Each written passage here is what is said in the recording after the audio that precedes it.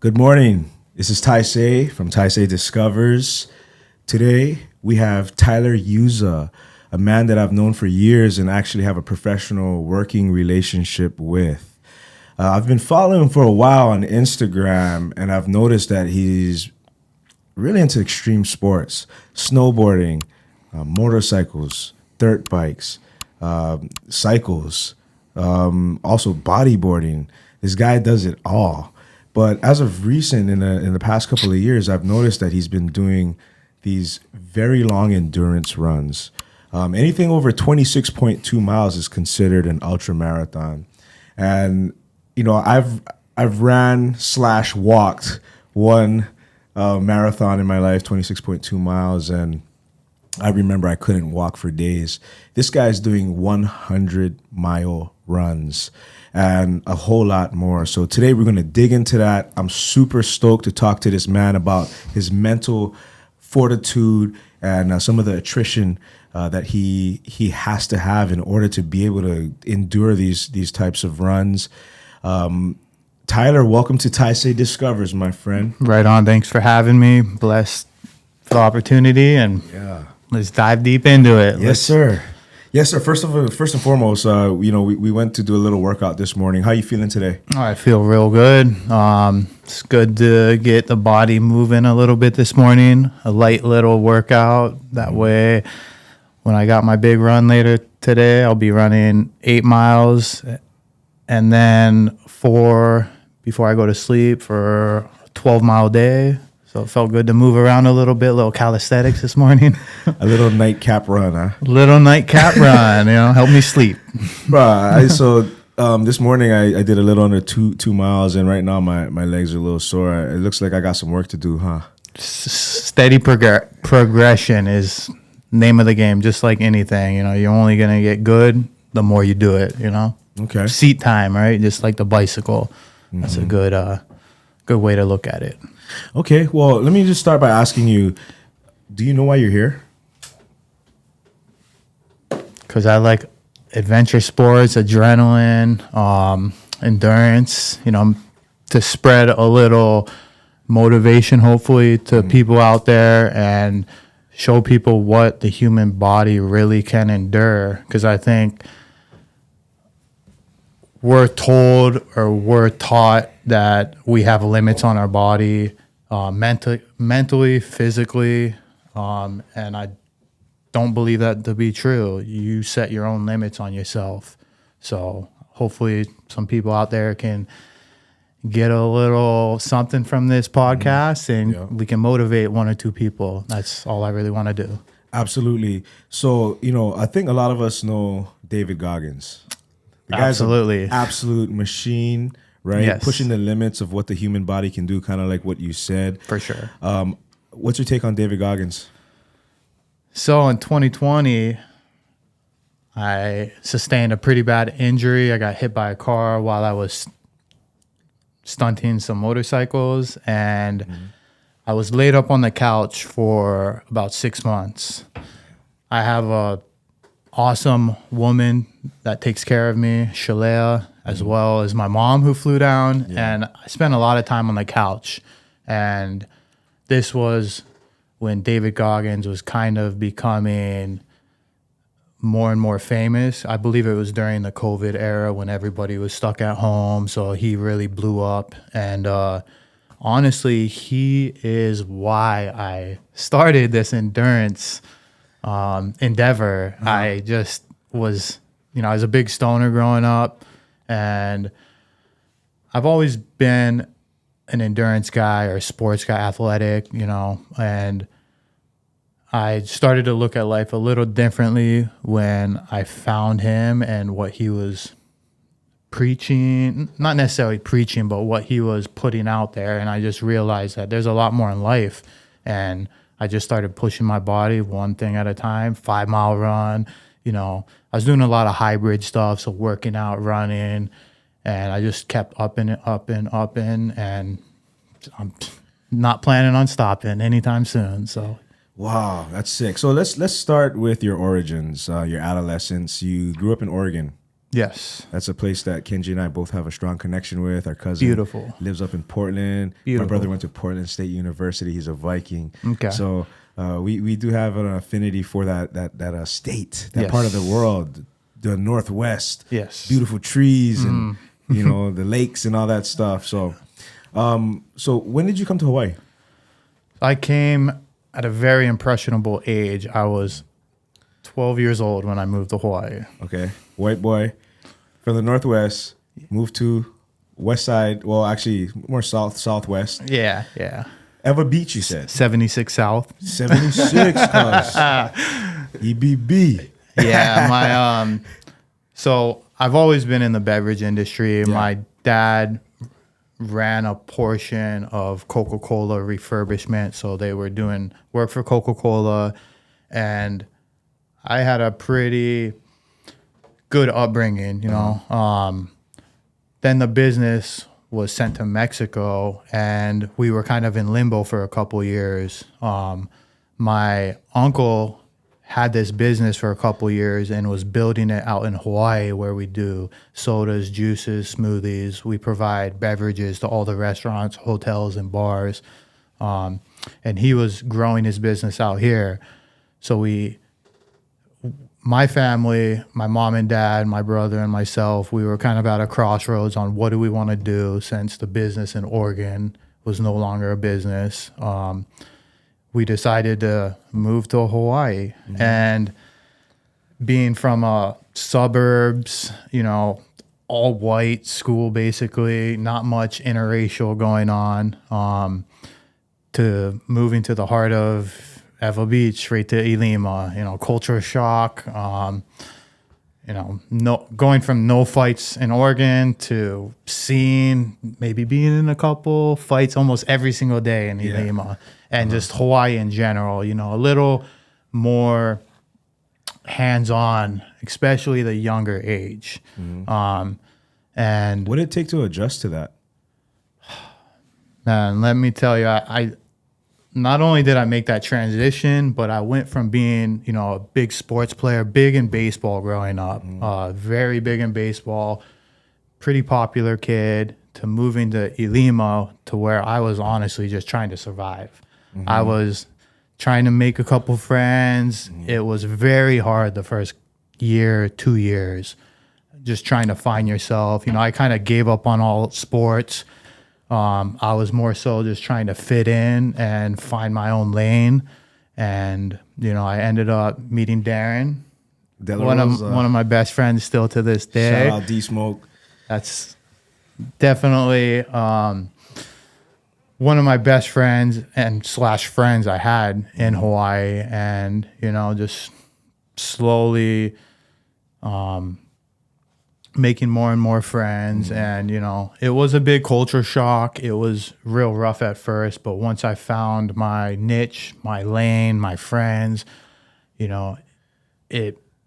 it became everything I wanted it to be. I'm so blessed to have grown up here and not have stayed in Oregon, in my opinion, just because I feel like I would have been sheltered and more in a box in Oregon versus when you move to Hawaii, you get all the cultures, you get just so much more that Hawaii has to offer. And just blessed to have had the opportunity. And I can tell that you've fallen in love with Hawaii.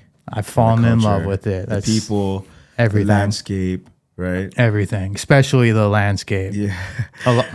Yeah, we're gonna get into that. So, what advice would you give to those, the people that move from the continental United States that come to Hawaii at a young age? What kind of advice would you give to them to kind of integrate themselves into the local culture? First thing is respect. You got to respect the culture, respect the people, and just find your own lane. There's so much to do in Hawaii. You don't have to go to the beach. You don't have to necessarily be a mountain guy. There's so much other stuff that the islands have to offer, and you just got to get out there and trial and error, see what you like, see what fits in. And, but I think the main thing is respect, learning the culture, and Staying in your lane. Staying in your lane, you know. So I noticed, looking through your Instagram, that I saw you dropping knee in a barrel. So, boy from Oregon comes to Hawaii, dropping knee in a barrel. Yeah. What does your experience with bodyboarding look like? So the west side is my home beaches, Cals specifically, when it was all homeless. That is kind of where me and my friends grew up, I would say. I did start going to White Plains and longboarding, just boogie boarding, and I slowly just got more and more into it. And it took a lot of years to earn the respect in the waters on the west side. Absolutely. It's a very unique side of the island. It's not like North Shore. It's not like the South. It's not like Sandy's and Mocks. You really got to be respectful of everybody, wait your turn, and it's all about putting in the time, just like with anything, right? You got to put in your time.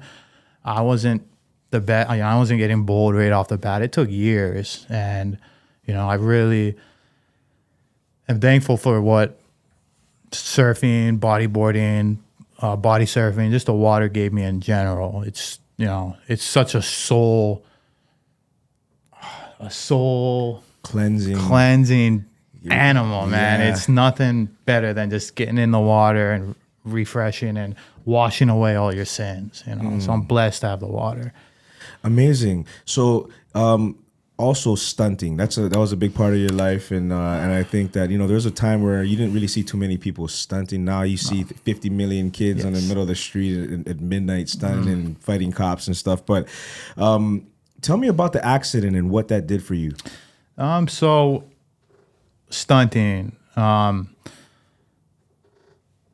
Me and two of my other friends, we all bought some supermotos, or it's street legal dirt bikes, and we started riding them, slowly started wheeling them and just doing burnouts, and we ended up meeting quite a few people, maybe like a group of 20 people on island that we'd go ride with routinely and stunt and break the law. And, we were respectful though. We would know the times to stunt and the times not to. And, I was wheeling in front of Kualoa Ranch 2020, and I was standing up on my seat, wheeling at the same time. And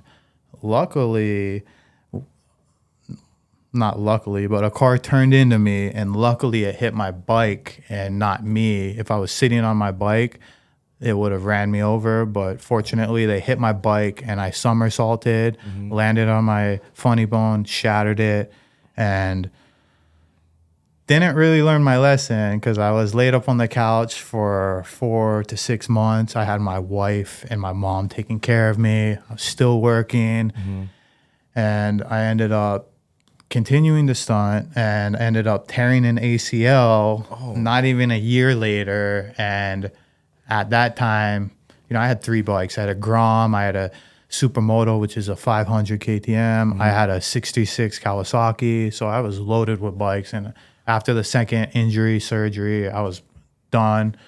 Just being laid up on the couch for months at a time is not the move, especially with me. I'm so go. I'm on the move. It made you rethink life, right? Definitely. Show me your arm. So it does not go straight. So you shattered your funny bone in 10 scar, places. Yeah, the scar goes here to about here.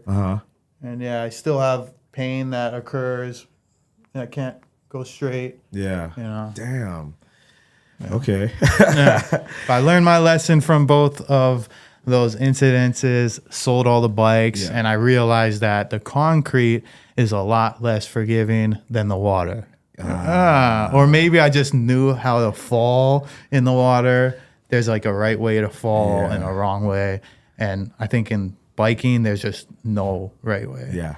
And real quick, speaking on there wasn't electric bikes back when I was stunting. Nowadays, I see all the kids on the bikes, and man, it really concerns me because they really don't realize the consequences, not only physically, but man, you get trouble with the police that can really ruin and detour your future. A lot of these kids are still young, and I've faced that before where it's called a pack mentality. You get a bunch of people together and it's like outlaws, one person does something and then everybody feels like they can do it too. And I just want all the kids out there to realize that there's a lot more to life than just riding your bikes around, stunting. It might seem like it now when you're young, but there's a lot more to life than that. Thank you for that message, man. And plus, those electric bikes, you can't hear them. Danger, yeah. Super dangerous. See, with my bikes, we have big exhaust, so we were a little different. We would stunt on roads that were pretty empty, and we would try to be a little smarter. Although it's not smart, let's be real. But just want the kids to be careful out there, because I know a few of my friends still ride, and they got the electric bikes, and I just want everybody to be safe. Oh, thank you for that. Okay, so let's get into these endurance runs. Where did that start? And with the torn ACL, you still I don't get it. Okay, let's talk about that. So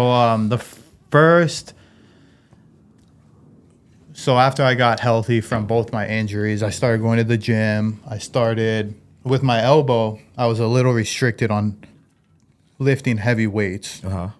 So I kind of looked for my own lane. I liked the hybrid aspect of it, to where you were lifting, running, just you were able to do everything. So that's the type of working out I like to do. Me and two of my friends, Brandon Keppa and Alfred, us three were working out at UFC consistently, and I signed us all up for a Spartan Ultra. I had no idea what it was. I did not know it was 30 miles. I did not know it had 60 obstacles. I just thought I seen it was the hardest one. I was like, we're on the Goggins. Let's go. So I signed. I paid for them because I don't think they were going to do. I'm like, dude, I need you. Let's go.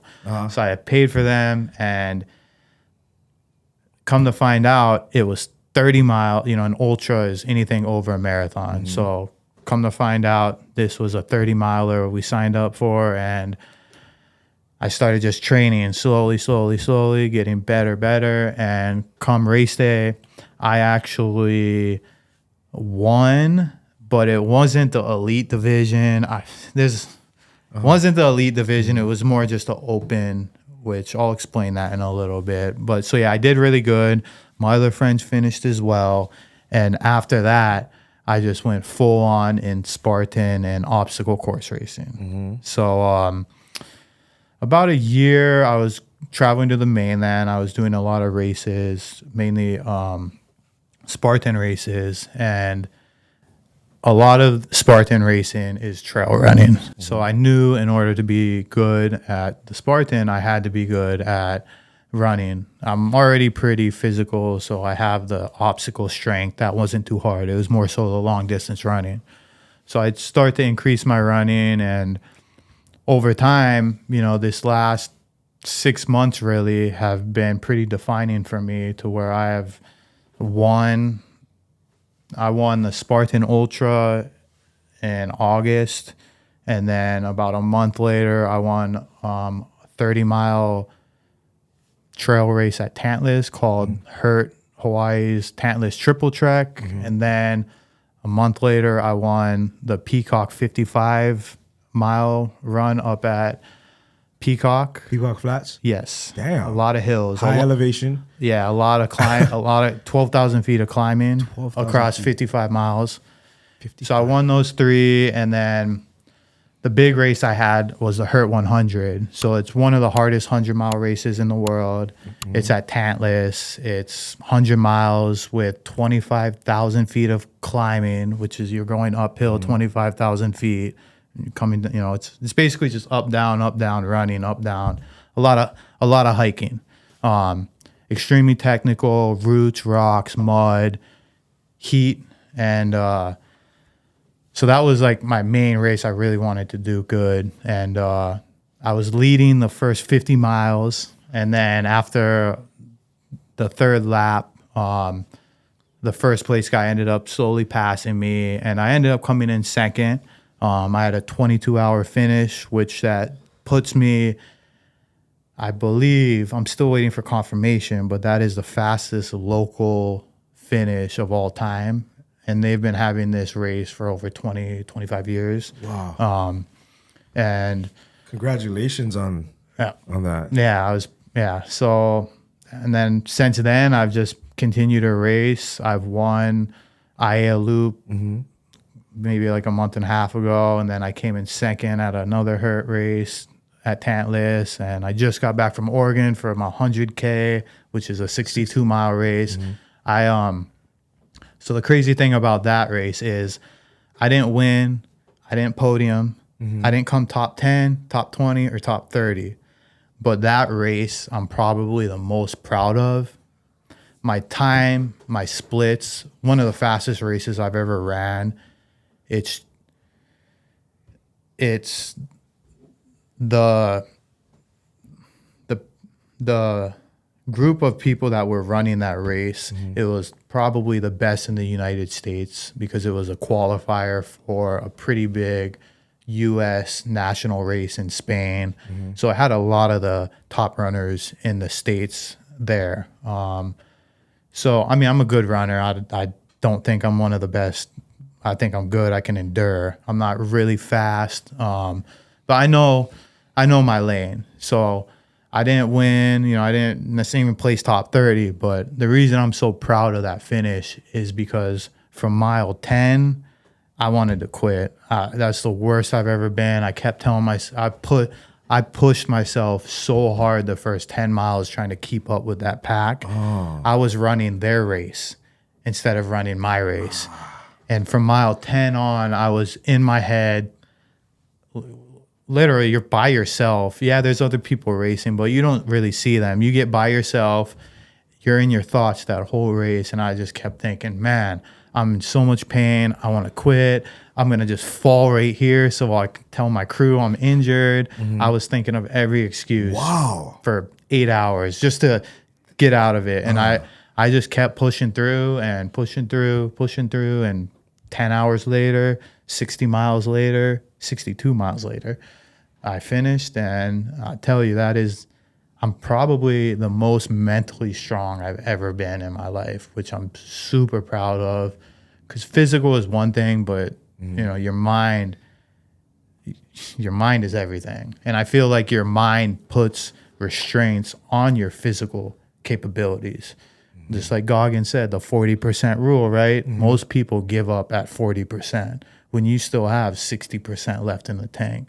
So I kept telling myself that, kept just digging in my box of goodies. With, you know, a lot of times when you're going through that mental pain, and you know, I look for stuff I've overcome to get me through it. You know, for instance, moving down here at a young age, you know, making my way through Hawaii. Another thing I look at is one of my best friends, Brandon, his girl Des, who is me and Shalea, me and my wife, one of our best friends. She has cancer, and she's already my age, you know, 30s, and she pushed through it, and she's overcome it. And I remember going to the hospital multiple times, and you know, one time really stands out to where she was just crying and saying, you know, she doesn't want to go on anymore, and it's too much pain. And man, I'm just getting chicken skin just thinking about it. I think about that all the time, and you know, that type of pain is nothing to what I'm enduring, or you know. So I just think of her overcoming that. How many other people have to deal with, you know, real pain? You know, this is pain I'm inflicting on myself, and you know, that really helps me get through it. As well as my auntie is from Thailand. My uncle John, who owns the company, his wife, who's my auntie, she's from Thailand. Her family still all lives in Thailand, and just looking at where they come from and what they live and how happy they are with nothing, you know, makes me realized that, hey, I'm doing all this to myself to become better. And, that really helped me get through it. Just digging down and thinking of stuff you've overcome in life. So we made it through it, and we're on to the next one. We got some big plans coming up. Damn. What kind of big plans, brother? So I got, we'll talk about the races first. So I have, back to Oregon, Hood 100. So Mount Hood 100 at the end of July. And then I have the Hurt 100, but that's not till January of 2026. So those are my two big races. And in between that, there's a bunch of local trail races. If anybody's interested, hurthawaii.com. They have all types of they start off with shorter races, 6 miles, 8 miles, and it slowly gets longer throughout the season. It's typically from March to October. They have their races, and like October, the later ones are the longer ones, like the 30 and the 50-mile ones that I did and won. Those are the last couple races of the season before they have the Hurt 100 in January. So I'll just do a bunch of small trail races. I'll do the Hood 100, and then I'll do the Hurt 100. That's kind of my race schedule. As for my adventure schedule, I've been really into ridges lately, the tops of mountains. Oh, shit. I've seen that. I feel like that's one thing that's not tapped into a lot in Hawaii. It is a lot of people more so associate the ocean with the islands and not necessarily the mountain. We have a lot of mountains. We have a lot of mountains, and I grew up here. All my friends are local boys, and not a lot of them, if any of them, have really brought me or mentioned, done the types of hikes or trail running that I'm doing now. Probably because it's dangerous as fuck. It is it is a little dangerous. I see those guys like they're running on the peak. Yeah, that's the ridge. That's That's the peak of it. So that's so my big adventure next, what I want to do. I don't know if you guys are familiar with the Waianae Summit Trail. Yeah. So starts at Kaena Point. It goes up over to Waianae, goes through Miley, through Nanakuli, to Schofield, and then to Makakilo, which I live right in Makakilo. So my plan is to do the full Waianae Summit Trail, looking to do it in sub 12 hours. And yeah, you start at Kaena and you end in Makakilo. You run up to the top of the ridge and you just follow the ridge top all the way until Makakilo. And there's no actual path, huh? There's not necessarily like a path. It's more so just what Mother Nature, rain and the weather has formed. There is some people that have done sections of it. I know a group of people who have done the whole thing. I believe it was about 18 hours.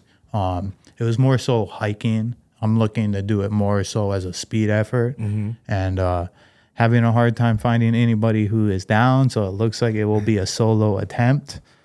Which can be really dangerous too, because I know you know you probably have your cell phone, but if you fall and hit your head, then HFD needs to. Yes. So I am, I got a family. I love my wife, my dog, I have a family, and I'm not reckless, so I will take extreme precaution and be as safe as I can. And my watch, if I do fall, it sends an alert if you have a hard bang. So that's a benefit to having a Garmin. But yeah, just being smart and observant of the trail. Fortunately, I'm pretty athletic and I know the trails pretty well. So just being smart with it. And I think that is about 30 miles, that whole trek.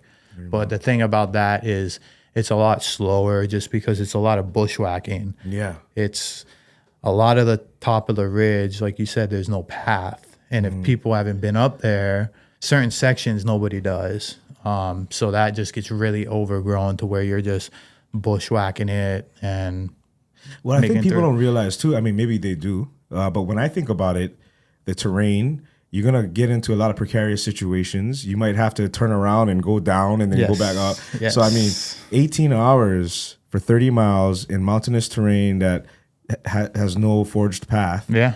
That's pretty gnarly, bro. Yeah, it is. Yeah. You run into some pua'as up there. Yeah, there's all kinds of stuff up there. So, Snap. So tell me this: has running, has doing endurance runs made you a better man? I feel it has. I feel like when you put yourself in a painful situation, or even just having a small obstacle every day to overcome. For instance, I got a 12-mile run I got to do today. Small obstacle. Yeah, I don't always want to do it, but just the fact that you're willing to get stuff done even when you don't want to, it relays a lot to the work aspect, the mindset of just everything in life. And I've really realized that,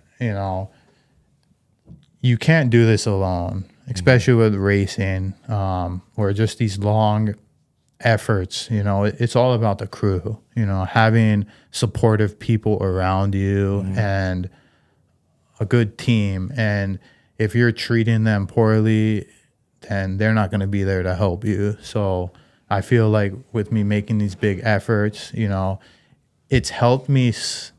I always have a tight circle, but it's helped me slim down even better, even more so, to where I just need a handful of people in my life who we're both helping each other. I don't need a big circle. I do like to motivate and, spread the message to everybody. That's why I'm a little active on social media. I'm not an influencer, but I do like to post what I do, and I like to try to show people that, hey, anybody can, you don't need to do it on the scale I'm doing it. That's not what I'm trying to get out there.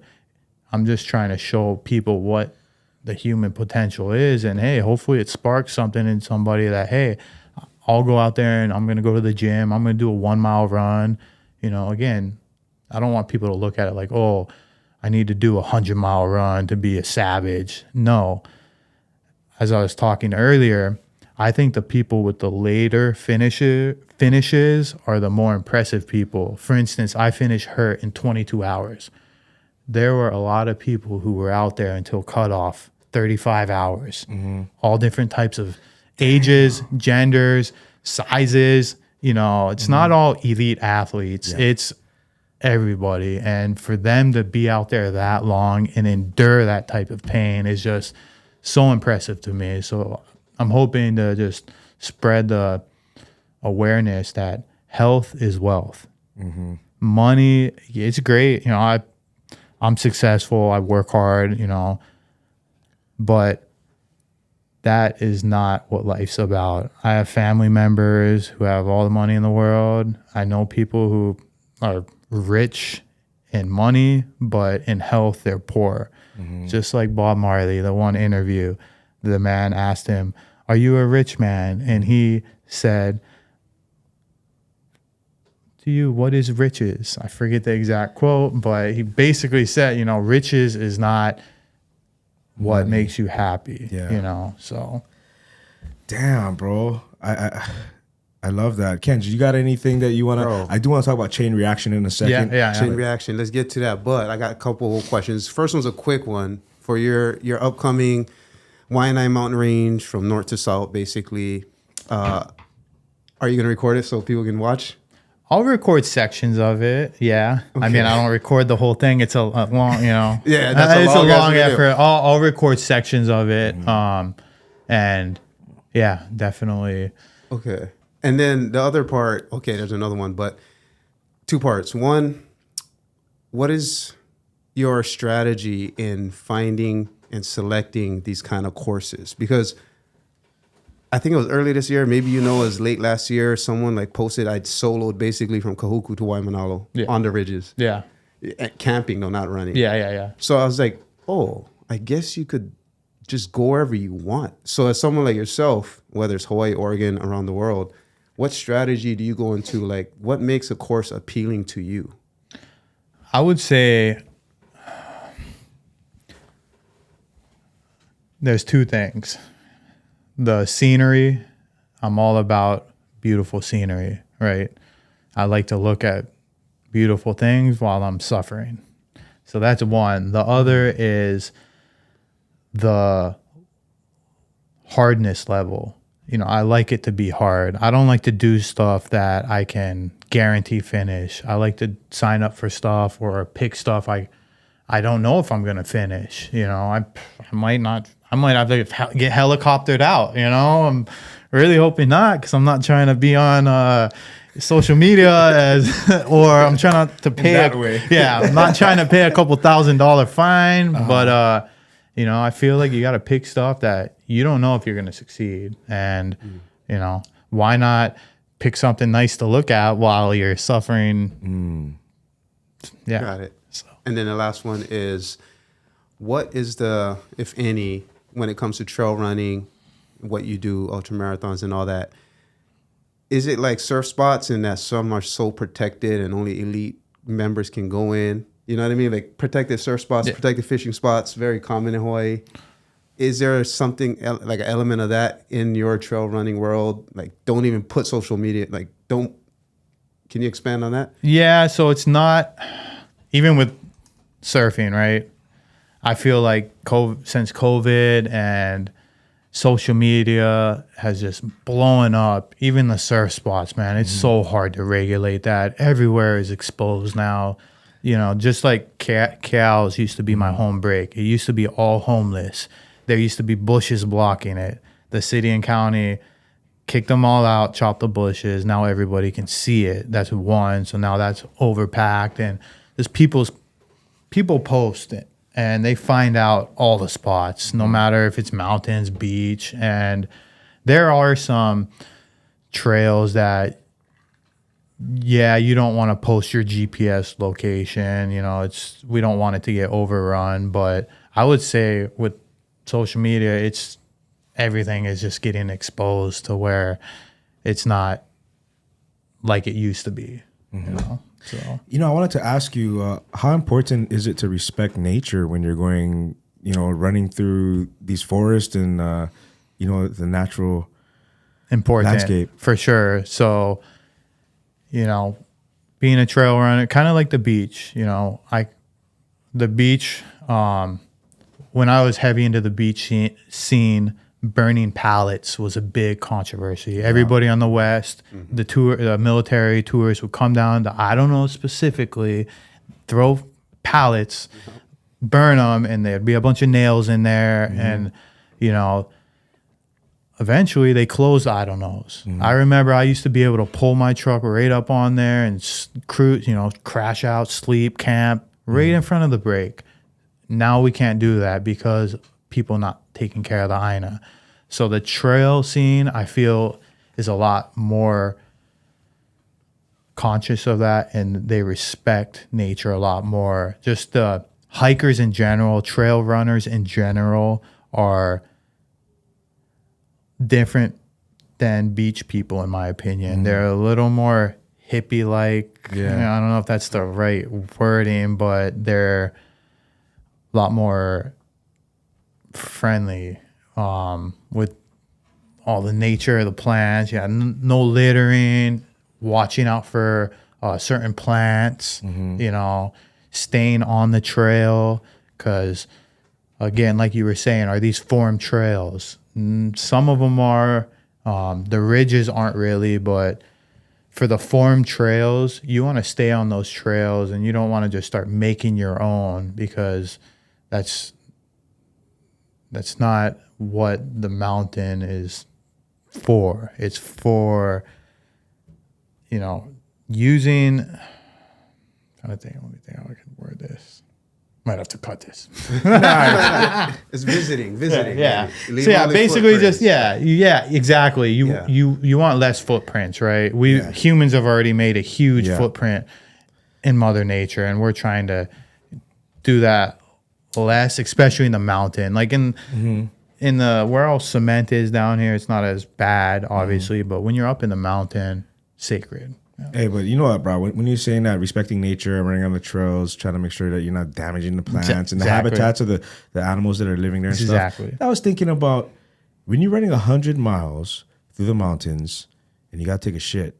Oh, that's just fertilizer, right? Yeah. What do you just shit anywhere, but like, and then you got to run with a shitty ass? Biodegradable toilet paper. Oh. So, I mean, there's some exceptions. Yeah.